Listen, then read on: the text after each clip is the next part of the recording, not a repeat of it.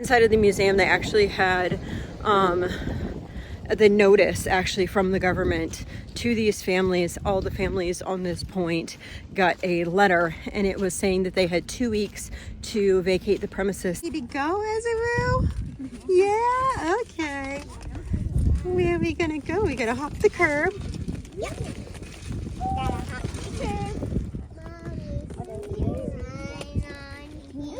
Yep, we can run this way. We're gonna go see Bug Light and that, which is right there, and then we're gonna go see that ship. I love the sails. Let me stick my face in it. I love the sails. And then that fort out there.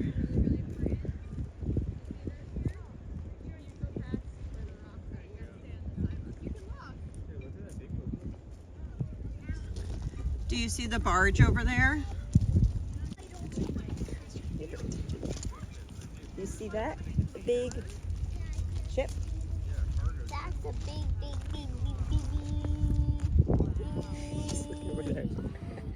That one. Ready? Yeah, like when we were living in Boston. Remember we'd see those in the Boston River? Point. You can take a picture. Point to the barge. Do you see the barge? You want to tell me about it? Yeah, it has a lot of stuff on it. I don't know why. Yeah, it looks like it has shipping containers on it.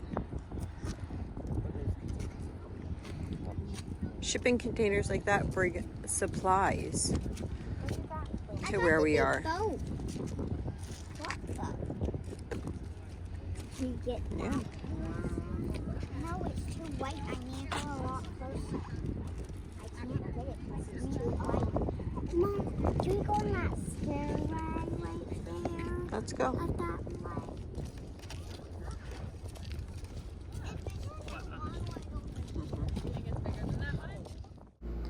It was really beautiful over there. There was some big empty fields. There was picnic tables. There was little benches that you could sit and just watch the harbor. There was some older people like just sitting along the trail, which was absolutely beautiful.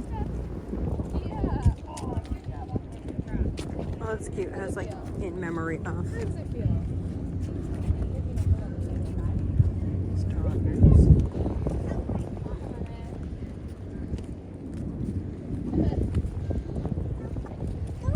Yeah, do a big step. You won't fall in. You'll be okay. Do you want me to carry you? Can I carry or hook?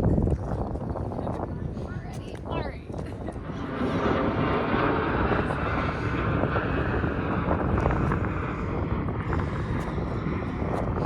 So the walk here is not bad. We left Azariah back there. Back there with sister. I could have easily like warned him. She just offered, hey, wanna stay over here? So I said, okay.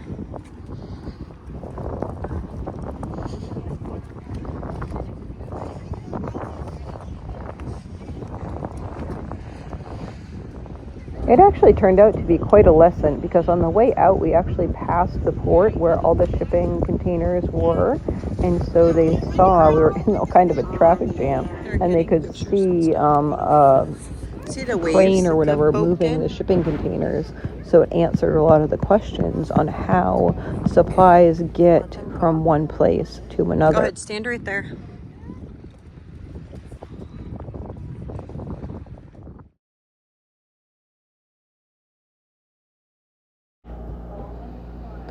Just look at the detail in those pillars. It's just amazing for a lighthouse. You know, they took the time and the energy back then. You're really taking a video? What are you videoing?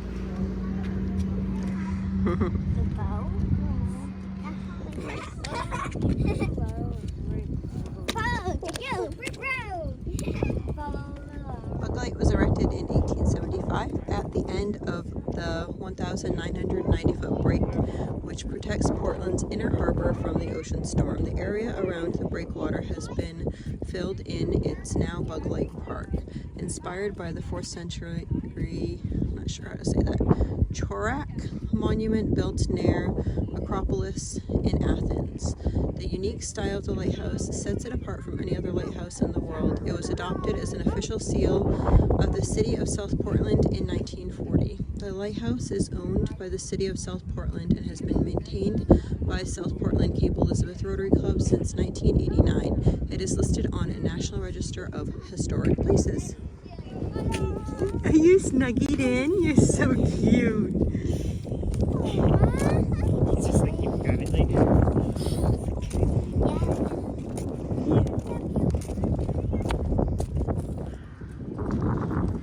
This is in the same park from the Bug Light, same parking lot. Hi. Should we look at the signs? Mom, what are those, Mom? They're steel beams. So, South Portland Ships for Liberty. Yeah, I did. So these are South Portland's Ships for Liberty.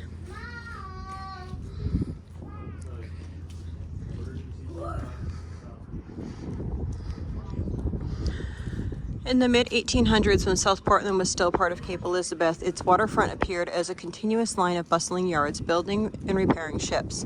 From Butler on Turner Island to Knight and Blankard in Knightville to Turner and Cahoon Pickett and Dyer of Ferry Village. All along the Fore River, master craftsmen were producing ships that spread South Portland's name around the world.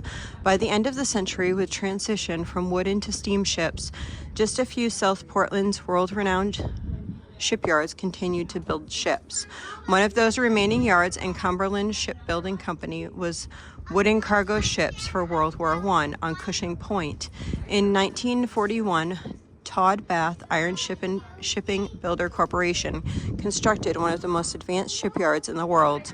On this abandoned Cushing Point site during World War II, thousands of men and women built 266 emergency cargo vessels, 30 Ocean-class ships for Great Britain, and 236 Liberty ships for the U.S. The feat that would ensure South Portland a prominent place in history of modern shipbuilding.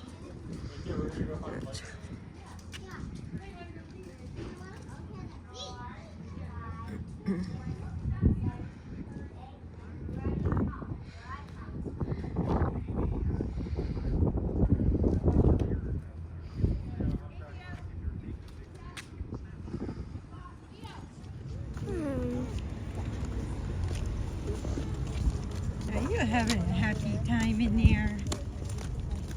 So we are under this lovely willow tree by the ocean, and Bug Light is right over there. And that little boat thing is right over there. I think what we're going to do, I thought that we could walk over to Spring Ledge Light, I think it is.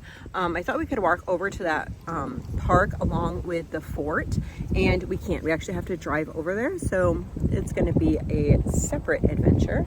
And I don't know, we'll probably do it today, maybe not. Might do it separately. I think it will probably be a separate video, but we are having peanut butter and jellies. Do you like peanut butter and jelly? I love it the most. No, don't talk with your mouth full. Okay. So we're having carrot sticks, peanut butter and jelly, and chips. There's fancy for you. Nice breeze. Yes, very nice breeze. I thought we could walk from one side to the other, but it seems like part of it's closed off. The in-between Peanut part. butter. Hey,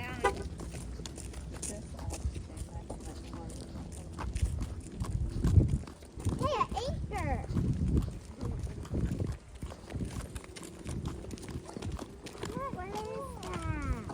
It's an anchor. It's an anchor. What's it for? Get the ships. Come on. We're going inside. One person half. Oh, no, this way.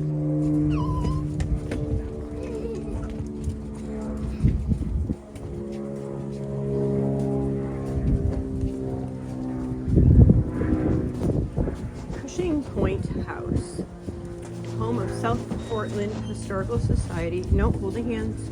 Museum and Gift Shop. Hi, how are you?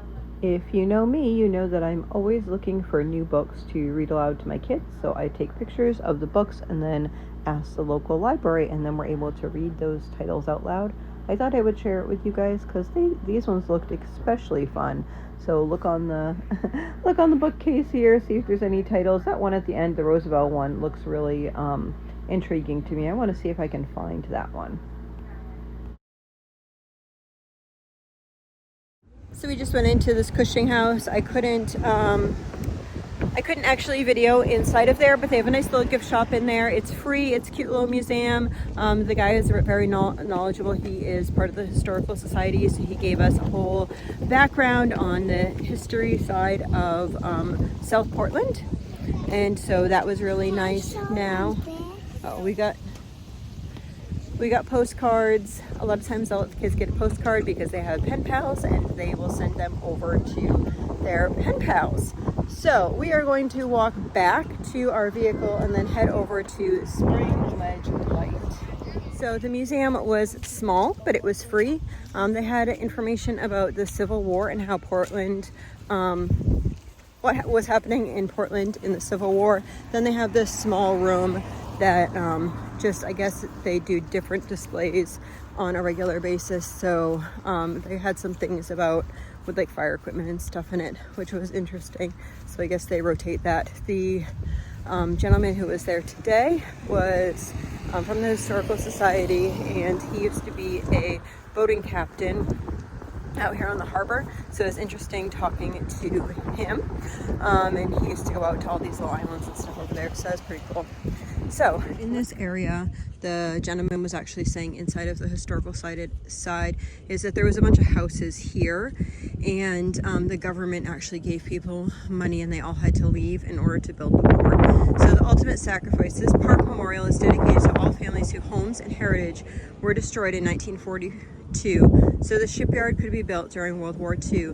This area, known as Cushing Point at Ferry Village, consists of many homes, some built by their owners or families who had been lived in by 3 generations, a close-knit community whose families enjoyed the beach, fields, and stores, felt it was the best place in the world. Inside of the museum, they actually had the notice actually from the government to these families. All the families on this point got a letter, and it was saying that they had 2 weeks to vacate. Everything was demolished, and then they built the station for the naval station. Yeah, so it's kind of, I don't know, I guess bittersweet. It must have been really hard. It must have been hard to be there for 3 generations and then feel like you were getting kicked out of your home and your family, and you know, that must have been really challenging. But yet at the same time, you know, being part of the war and part of the war effort, so many people were sacrificing in so many different ways that it must have been like kind of maybe how you felt, what you could do for to do your part, right? Or something like that. I don't know. What do you think?